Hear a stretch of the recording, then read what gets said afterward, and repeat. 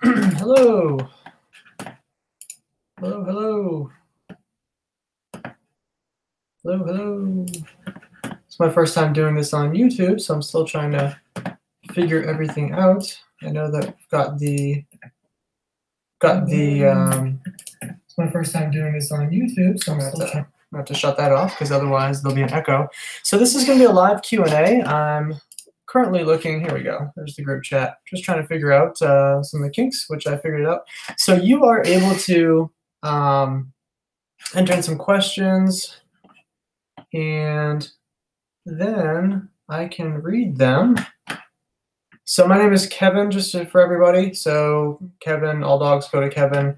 And a lot of you may have joined this channel because you saw me shaving my beard, which is inevitably always going to be on my face. So, but I decided a couple of years ago to shave it for a Christmas gift for my mom. It was because I didn't have any money.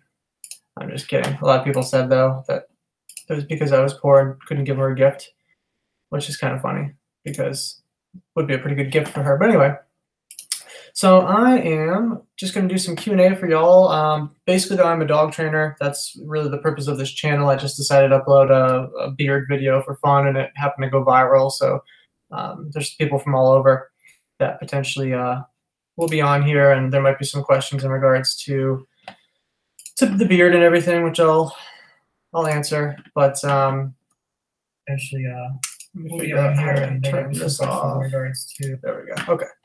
So now I think I can see any. Here we go. I can see the live chat now. What is my favorite animal and why? Well, I love dogs. Hamid asked, what is my favorite animal and why? I love dogs, so I would go with them. I really like giraffes too. I like all animals though, so. But dogs were my initial passion, so I got into dogs because I love them and I wanted to find a way that I could work with dogs for a living without, make a living off of it. So got into dog training. So so dogs. I said giraffes already, but yeah, those are my top ones. Hello, Jack. I'm doing well. How about yourself? Hey, Hamid, I already gave you a shout out. Here's another one. I don't know how to say your last name. I'm horrible with names.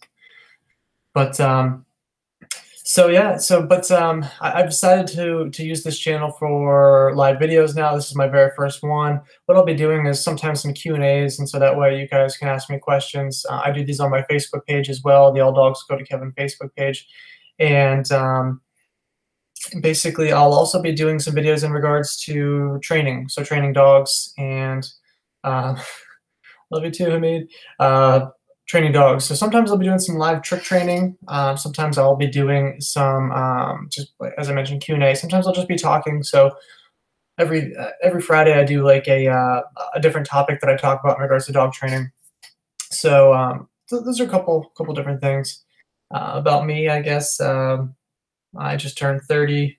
Been running the business for about 7 years now. It's based out of Akron, Ohio, would be kind of like the headquarters, I guess. And then we also have the down in Knoxville, Tennessee. We've got another branch. No physical location yet, but we're offering in-home private training. What's your favorite hobby sport? I like to rock climb. That's my favorite hobby, I'd say. I don't do it very much. And then sport, I don't know. I've always liked baseball, soccer, or football, depending on where you're at in the country. I do like American football too. So those, I'm a sports fan for sure. And what else? So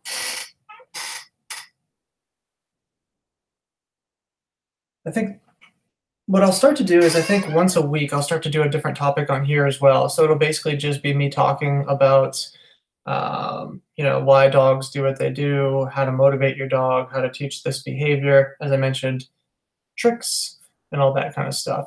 So I'll have my new office set up at that point in time. As you can probably tell, I'm in like a bedroom/office. It really limits me on what I can do.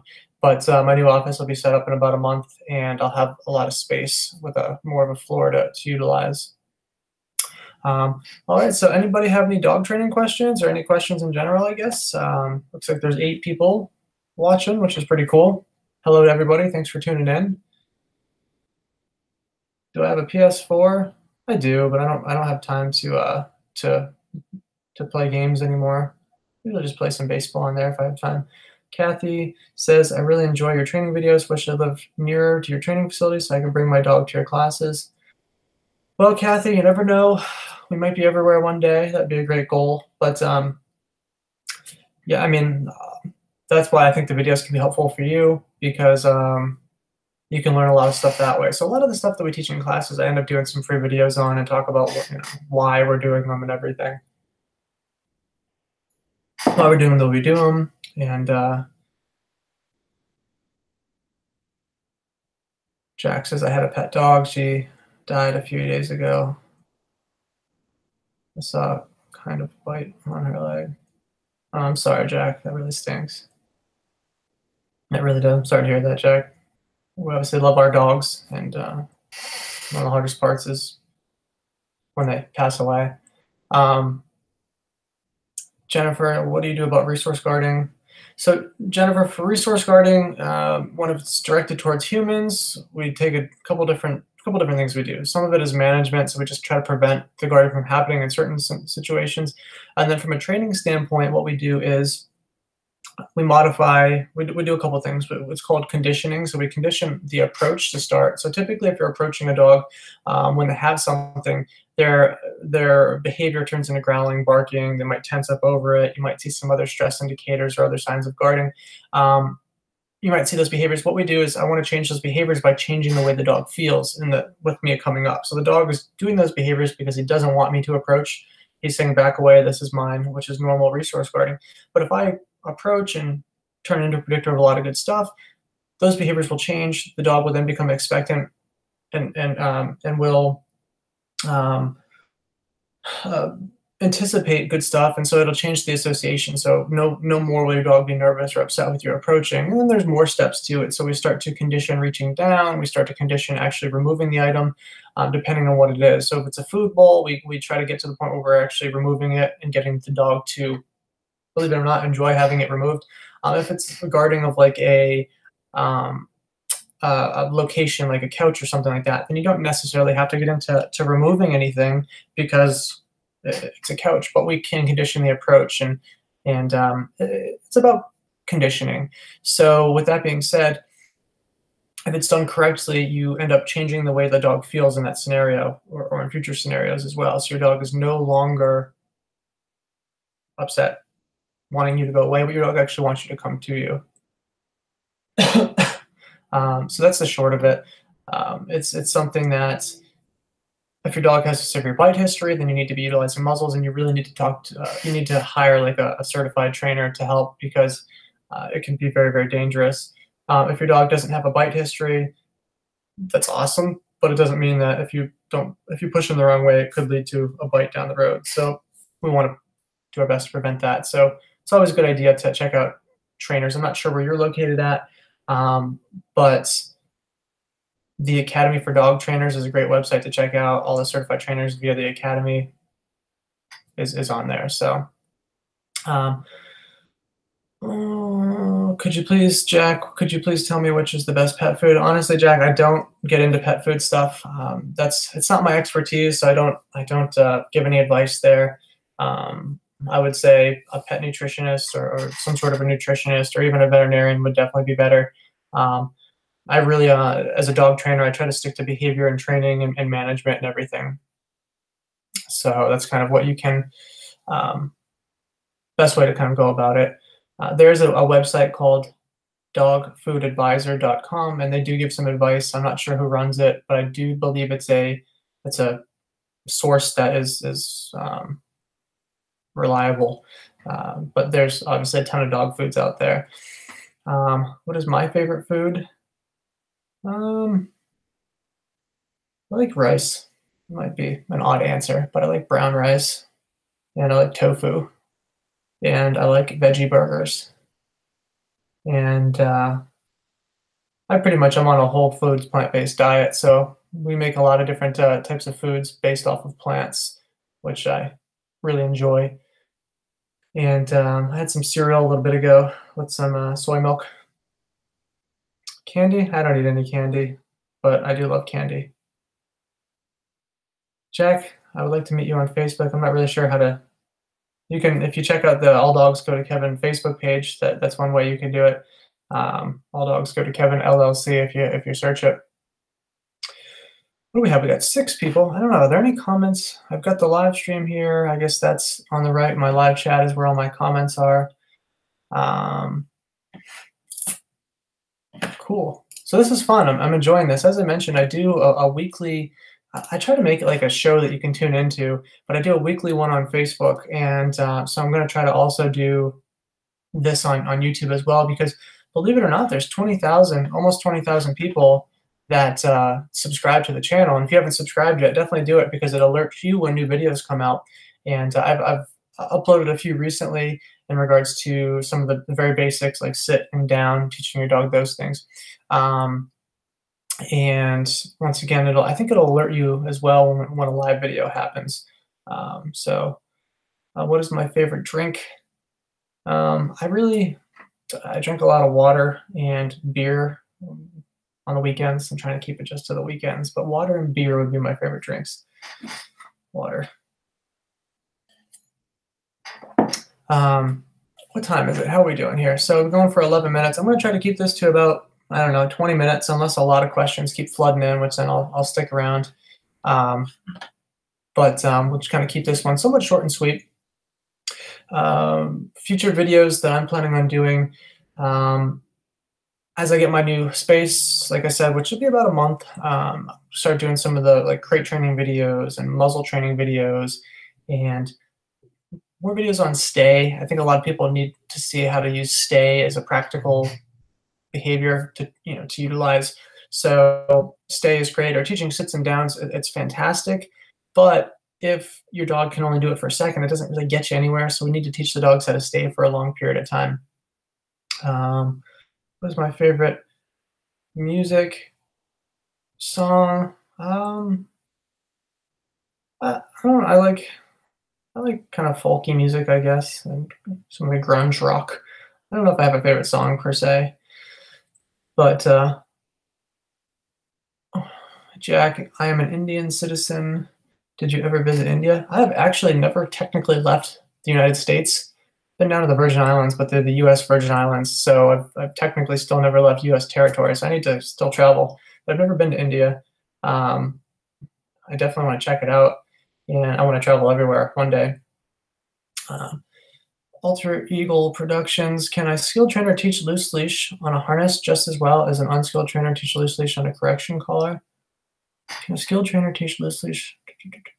So good question. So yes, I mean, you can teach dogs how to walk on a loose leash without any corrections at all per se. I mean, I will, when I'm teaching it, I might change directions if the leash goes tight, which could be considered a correction, I guess. But I know that you're referring to corrections as like a physical correction on a certain type of collar. But believe it or not, when I first got into dog training, I was using a correction type collar years ago, and I was training my dog V, who's in some of my videos, who's here in my shirt. I was training him how to walk on a leash via corrections, and I made some headway with it. It definitely decreased some of his pulling. But when I actually switched to using a harness and using some food to train the behavior and changing directions, and then switching that to what we refer to as environmental reinforcers, that's when I was able to really get the walk that I was looking for. I was able to stop correcting him, and I was able to have an enjoyable walk. And but two things: when I was using a correction style of training, it wasn't any fun for me. It definitely wasn't any fun for him, and it also, for my dog V and for a lot of dogs, it creates negative associations with things in the environment. So my dog V, who I mentioned multiple times there, he would get excited when he'd see other dogs, and what I would do to try to stop the excitement is I would give a collar correction with his. It was basically like a choke type collar, and basically I helped him build a negative association with other dogs, because every time he saw another dog, he got a correction, and the correction was something he disliked. It choked him a little bit. And so with that being said, I ended up developing this aggressiveness towards other dogs. And I still wasn't, I didn't have the walk that I was completely looking for. So I switched to a harness and taught him loose leash walking equals good stuff, whether it be food, whether it be getting to sniff stuff and pee on stuff. And I kind of loosened up a bit in regards to just kind of let him be a dog a bit. And that's how I was able to teach my personal dog. And that's how we teach our client dogs as well. Whether it be on a harness or a head halter, or even a flat collar, we teach them pulling gets you nowhere, walking on a loose leash gets you everything you want. Good question though. And even, rules like the average pet owner, and they follow those rules and are very consistent, they can have a lot of success too. So it doesn't even need to be, I mean, a trainer can teach you and your dog a bit, and then you can just take over and follow those same rules and continue to accomplish the goals you're looking for. The thing is that you must be consistent all the time, because if, I just all of a sudden stop with my consistency and all of a sudden the dog starts to pull a little bit, and then they learn that pulling gets them this or that, the pulling is probably going to come back. So you have to be consistent all the time. Hamid, do you like Iraq? I'm really indifferent about Iraq. I don't really know much about it. I know that obviously there's a lot going on there, and I know I'm not going to comment because I really don't know much, but I have no negative feelings or anything towards Iraq. Where is my dog? I've got one right here. Hey, V. Come here, buddy. So here's one. Can you see? Let's see. Oh. Come on. Oh, you're going to stretch first because you're lying down? Want to come up?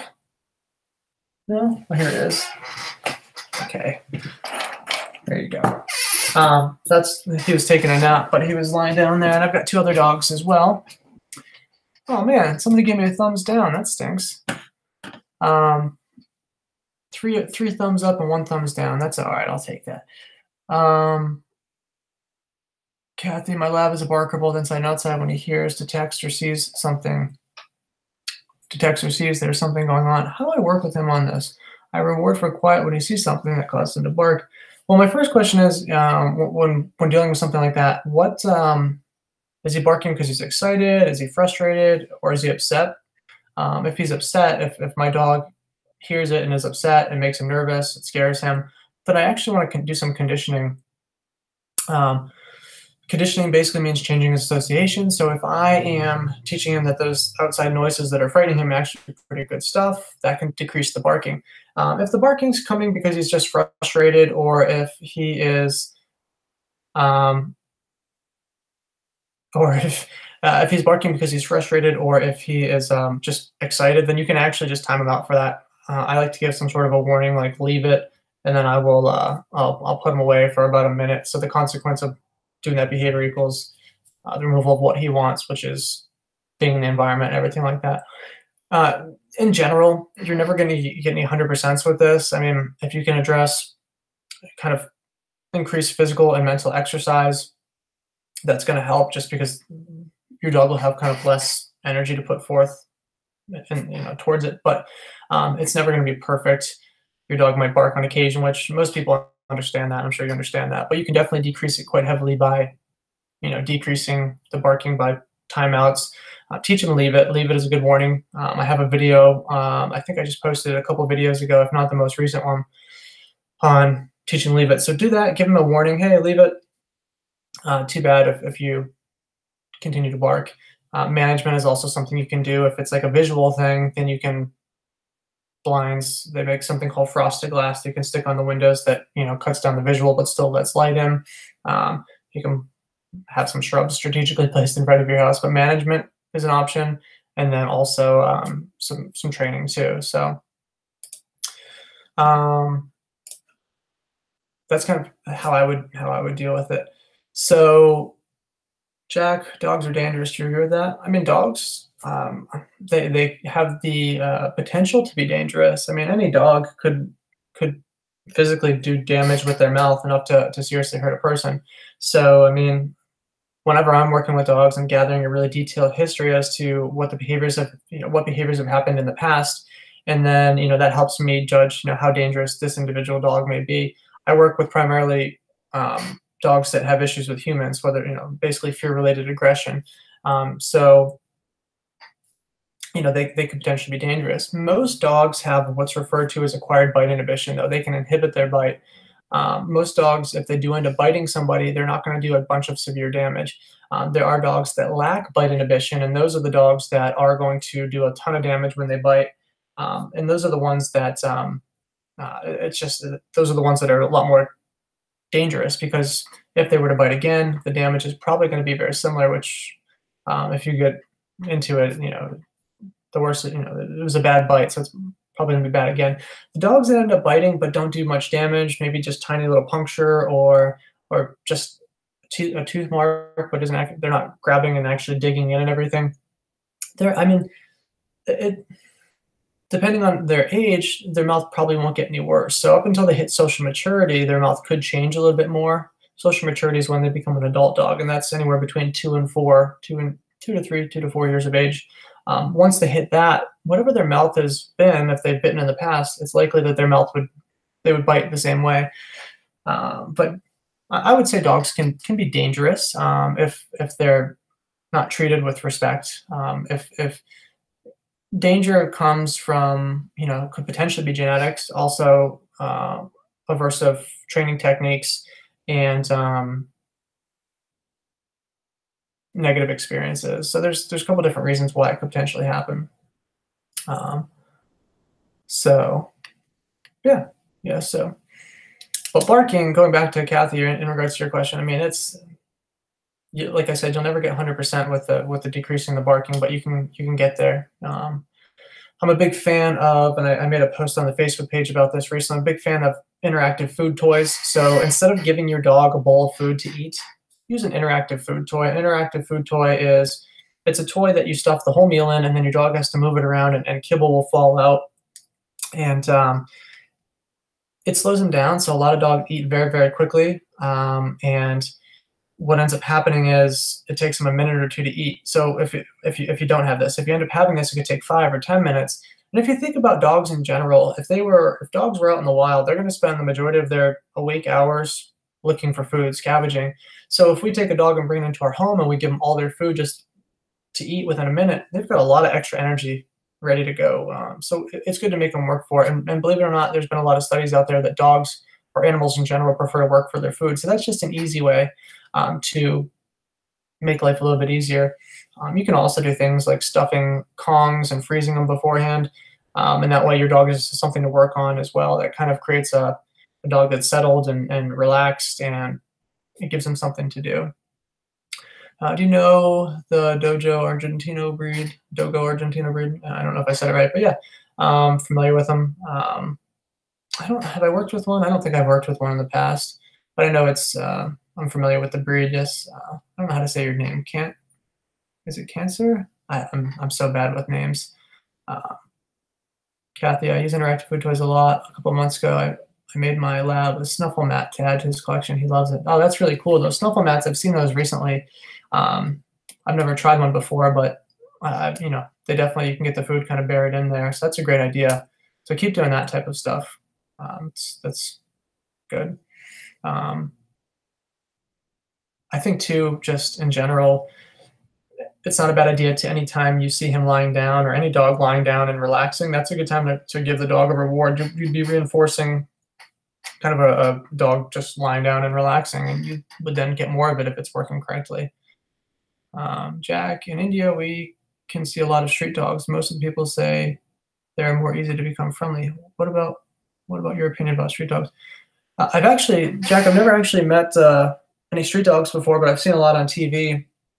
And I actually was watching something recently somewhere about street dogs. And I think what you'll see is, depending on where I worked with a street dog recently, depending on how they're treated and what happens in their environment, they'll either become very curious of people and want to stay near them because people predict a lot of good stuff, or if people are constantly trying to get them to go away and maybe kicking at them or something, then that's going to create dogs that want to stay away. So I think that's what you'll kind of see. And depending on, so street dogs, if I live in more of a suburban area, I guess, like if I saw a street dog here, it's probably just a stray dog, or not, maybe not straight. It's probably a dog that's like lost and it might be nervous and it probably won't approach me naturally. Where was I going with that? Well, oh, so in general, like whenever I go to a more populated area, something I see, for instance, outside of restaurants, I see like a lot of birds that are a lot more likely to stay closer to humans. Whereas if I see birds out at my home currently, they don't want anything to do with me.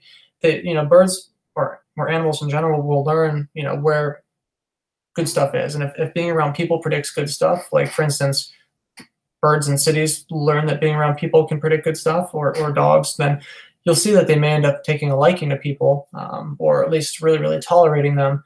Whereas the opposite rings true as well. If the person is predicting, if people in general predict bad stuff, or if those street dogs have had, even one street dog has a bad experience with one person, it was bad enough, it may cause them to be standoffish. And then genetics too. I mean, if a dog, if its parents were standoffish around people or nervous around people, it's a very good chance the puppies are going to be as well. So, do I have cats? I do not have cats. We do offer cat training though. Good question. So I personally don't have any cats. I never have. Cats fascinate me though. I do like them. I've just always had dogs.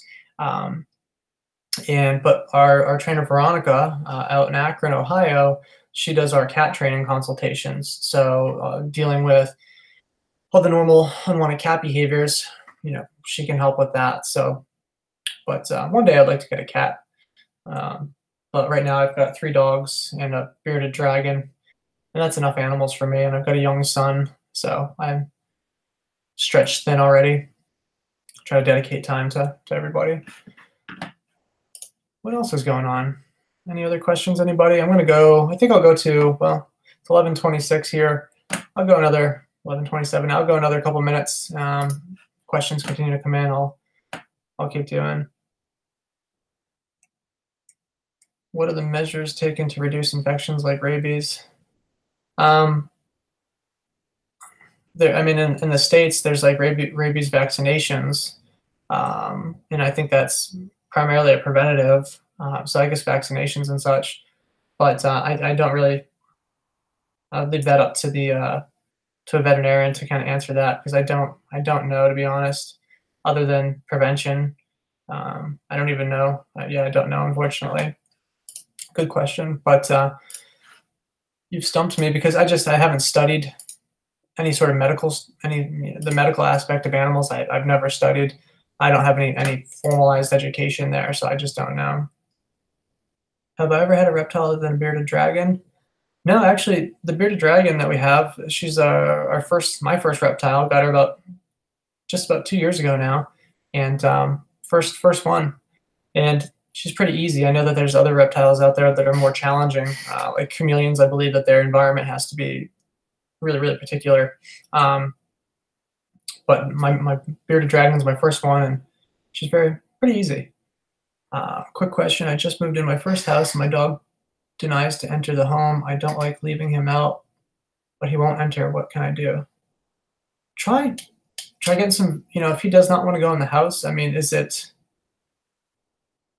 never once stepped foot in the house, or is it just he likes to he just prefers to be outside? If he's like just really nervous about going inside the house, then you're going to want to get some really high value food, some real meat, some real cheese, and you can use that to help him enter the house. You could toss him inside. If he's just basically more motivated to be outside because he's having more fun outside, then you can work on a come when called cue, and then you can do some what we refer to as double reward system stuff. So you can actually teach him to come to you, and then you can tell him, okay, go back up to what you're doing, come to me, go back to what you're doing, and then what it ends up turning into is down the road you're able to call him inside. I can't tell though if he is just nervous to go in the house in general, or if he just doesn't want to go in because he'd rather be outside. Emmanuel says, shave the beard again. I look like Captain America. I don't like shaving. RC says he's really nervous and barks a lot, won't go in. Yeah, whatever you do, what you can do is, say, I'm not sure if it's fenced in or what it is, but have him on a long leash, put some food like just on the threshold of the door, like open the door, put some food right there, let him vote with his feet. So if he wants to grab it, he can. If he doesn't want to, just wait him out. Maybe put some food even on the other side of the door. Just kind of make that area very, very intriguing, and let him vote with his feet. So if he wants to walk away, let him. That's very, very important. If you try to force him in, it's going to make him shut down even more. And he's not going to want to go in the house. So let him vote with his feet. Get something that he's not used to having. High value chicken breast, cheese. Asiago cheese is pretty stinky. Dogs like that. But motivate. Find something that's really, really motivating to him. As I was saying, yeah, the beard, I hate shaving. This is about as long as my beard gets nowadays. It is due for a trimming. But the last time I actually officially shaved was in the video that I posted back in 2015, December 2015. That's the last time an actual razor has hit this part of my face. I need to clean it up down here a little bit.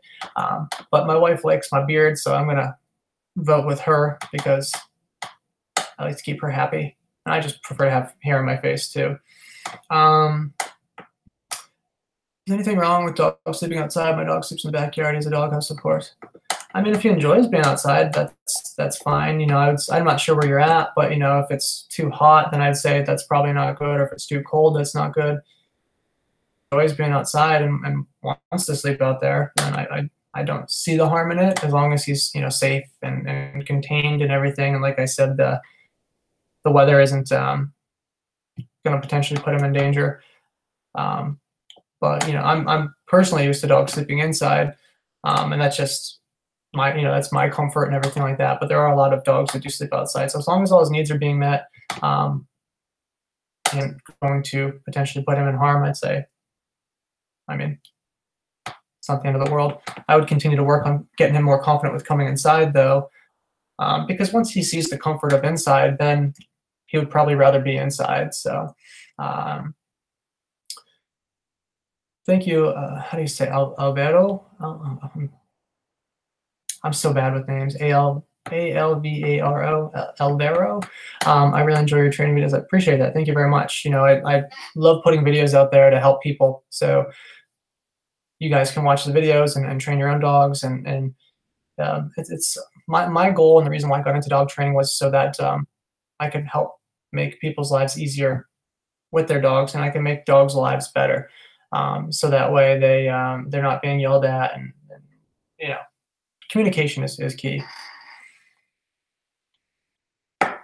Yeah, no wild animals or anything. So yeah, as long as it's not too hot outside and he enjoys being out there, that's fine.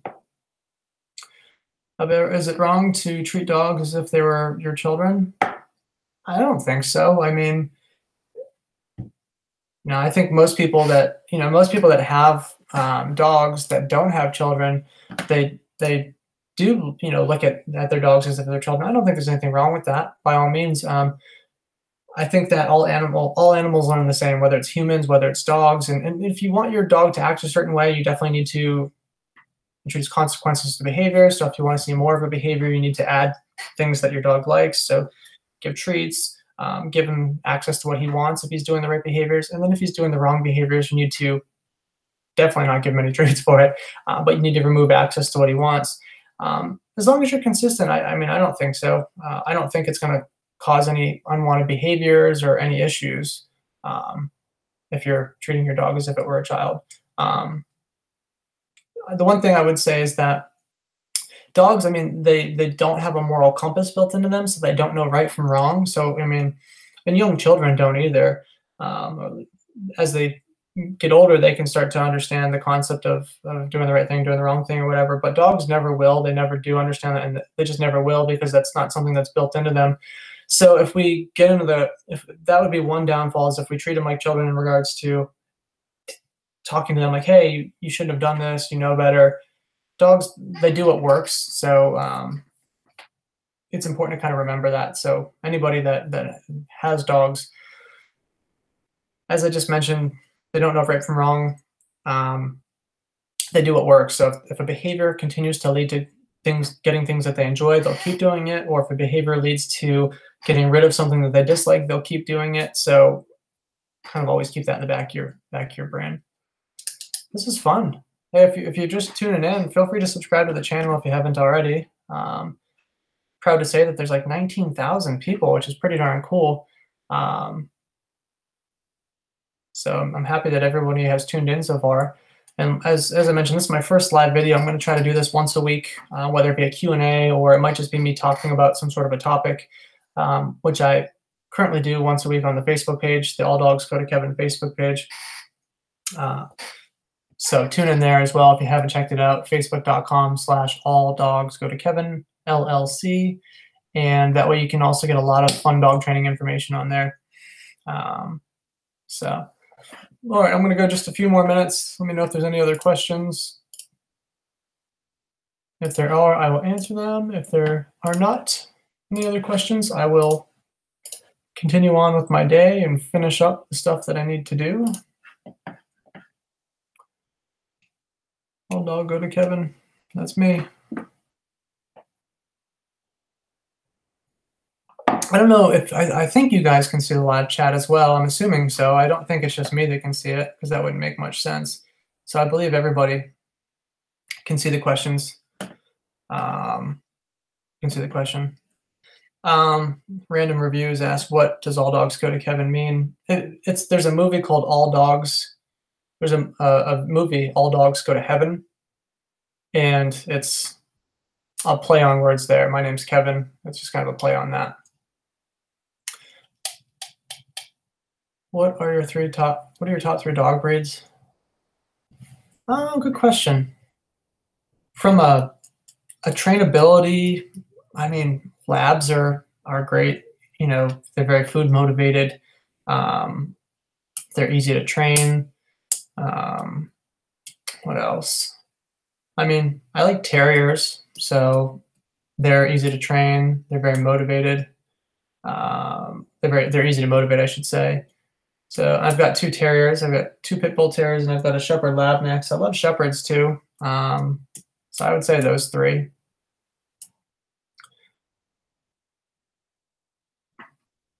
With Jack, with my pet dog, I got many bites from her. I worry about infection. Well, hopefully you didn't get any infections. Definitely check with your doctor, I'd say, if you've got some bad ones there. Well, why your hair color and beard color no match? I don't know. It's the way that it grows in. Kind of red here and kind of brown up there. All right, I'll go a couple more minutes here. This has been fun.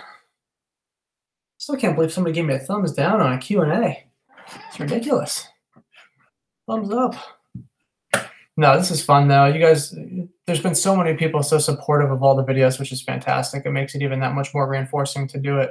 What color is my armpit hair? I think my armpit hair is the same color as my head hair.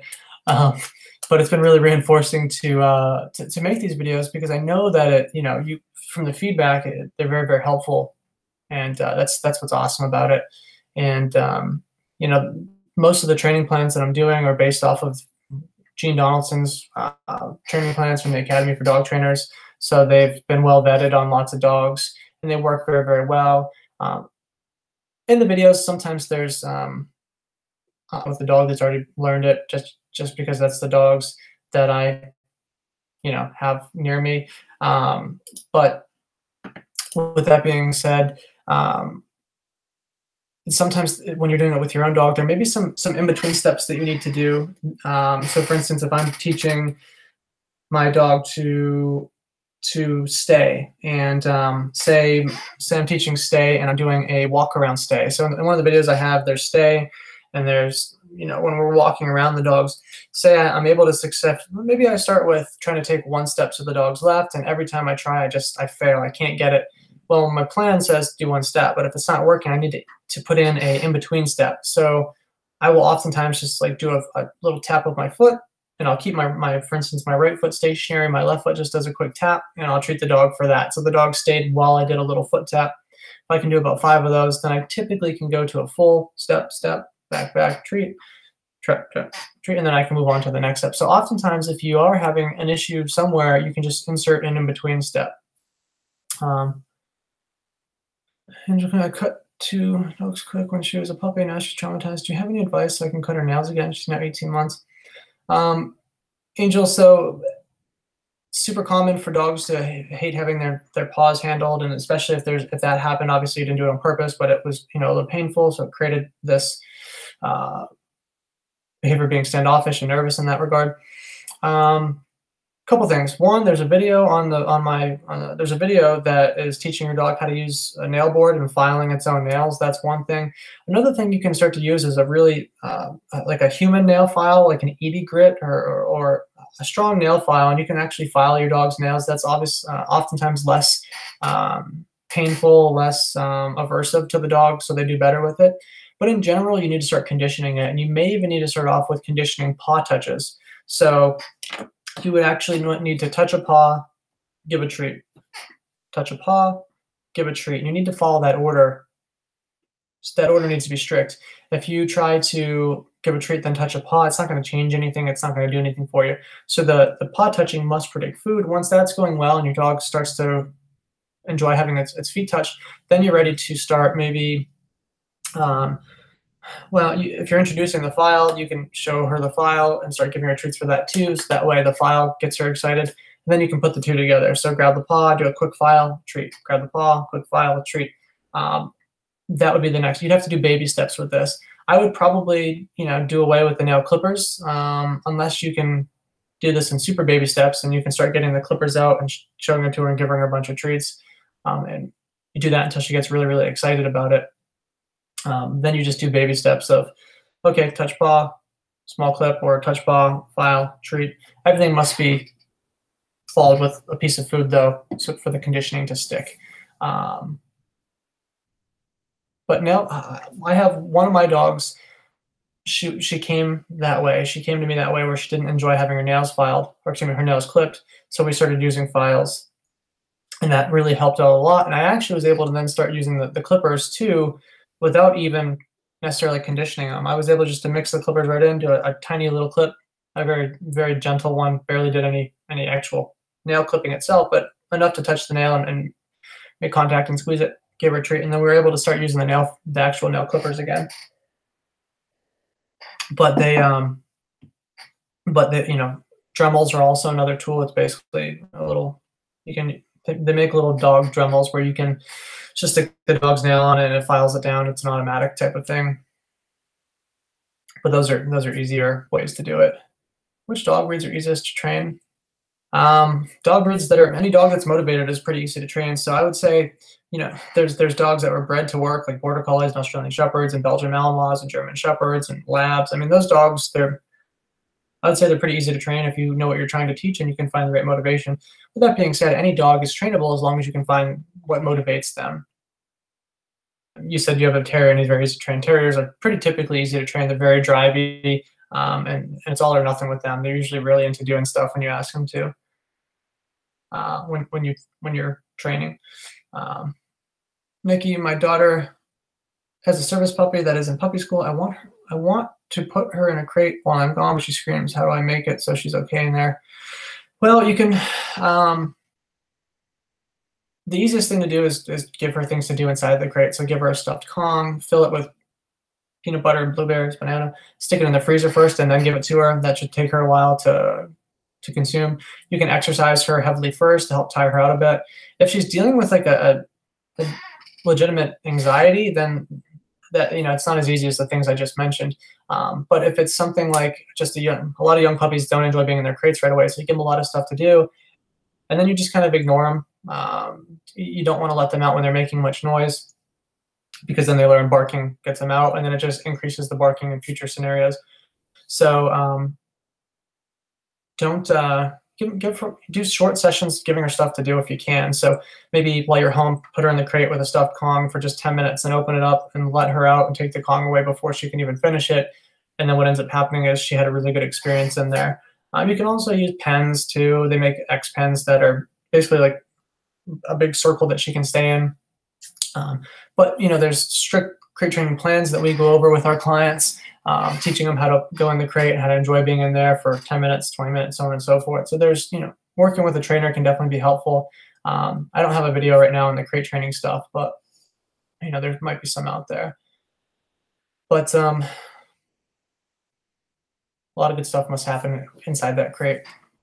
I watch your videos and they really help me. I hope you keep making videos in the future. Thank you, Alvaro. I'm sorry if I keep messing up your name. But more videos will keep coming out, definitely. I have a very important question about how you do things. Okay. How did you grow that beard? Time. Time is the way that the beard has grown. It grows pretty quickly. It was actually just trimmed down it was only, I don't know, half an inch long just a couple weeks ago, and now it's, I don't know, probably twice as long. It just grows very fast and very thick. Does my mom like my beard? No. She doesn't. Did you know that there's tons of beard videos and recommended next to your stream?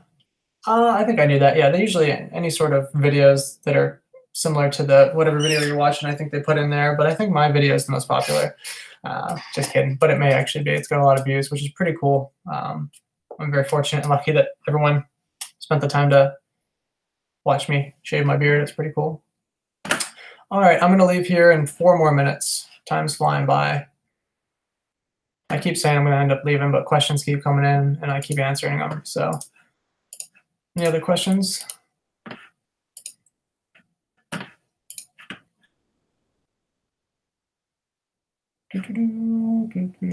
As I mentioned, I'll try to do this once a week. I'll have a topic that I'll be talking about, and then I usually have people, if you have questions about the topic, then I answer them. And then for Q&As like this, it's kind of an open forum. You can ask any sort of question. Yeah, you can. Looks like we got a question coming in. Thanks, Zeta. I'll definitely do more. Thanks for tuning in. I appreciate it. Yeah, it looks like the question's gonna be coming in here shortly. But I'll have a topic and I'll talk about that, and then questions about the topic can be asked, and then the Q&As like this, you can kind of ask any sort of question. And the reason why for the videos where I have a topic, I try to keep it to just that, because then it can kind of go all over the place if we don't keep it to just that. So, hello, Restless Coffee? Chili, that's cool. That's another cool thing about YouTube, is that there's so many of you guys from all over the world. And it's really cool to be able to connect with people from all over the world. That's fun. I'm here in Poland. That's cool too. Another cool thing is that so many people from other countries speak English, and leave it, Americans, but I only speak English. I wish I could speak more languages, and I think it's not as they don't put as much emphasis on teaching multiple languages here, which is unfortunate. I wish it's something I would have learned growing up. And I still could try to learn another language. So I'm making excuses now, but it's so cool that in other countries it's so common to speak multiple languages. I love the mountains and I want a dog. What kind of breed is most suitable for the mountains? Well, I mean, there's a lot of, there's a Swiss mountain dog, a Bernese mountain dog. Those are just a couple that come to mind right away. But I don't know by mountains if you mean up super high elevations where it's constantly cold and snowing, or if you just mean, it's elevated but labs are probably fine, or the actual mountain dogs could be good too. Those are a couple. I'm not sure where you're at. I'm not sure if certain types of breeds only exist in certain countries. I think they're everywhere though. But you probably, if it's cold, definitely something with a double coat. So I wouldn't get any sort of single coat dogs. 2,000, 1,900 meters. I wonder what is a meter compared to feet? I think that's 3 feet is the difference. And there's the feet. In the States, it's feet. So yeah, so basically 1 meter is 3 feet, and you said, so yeah, you're like 5,000 feet. Hi from Russia. Hello from Russia. Hello from America.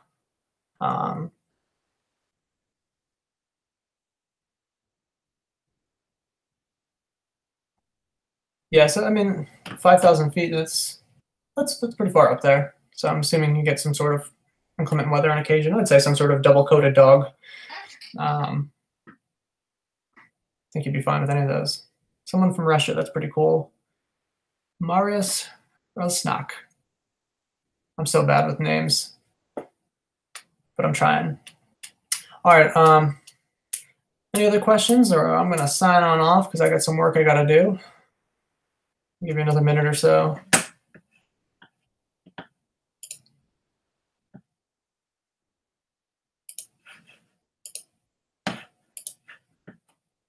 You're welcome.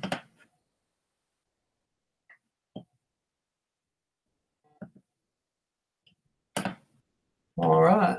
Okay, well, I'm going to sign off. Thanks, everyone, for watching. I will do this again. I'll try to do something once a week, so definitely tune in. It's mostly going to be dog related. That's what I do for a living, and that's what, obviously most of the videos are about on the page.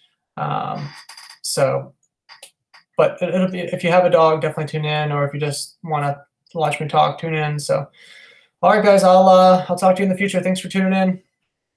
Goodbye.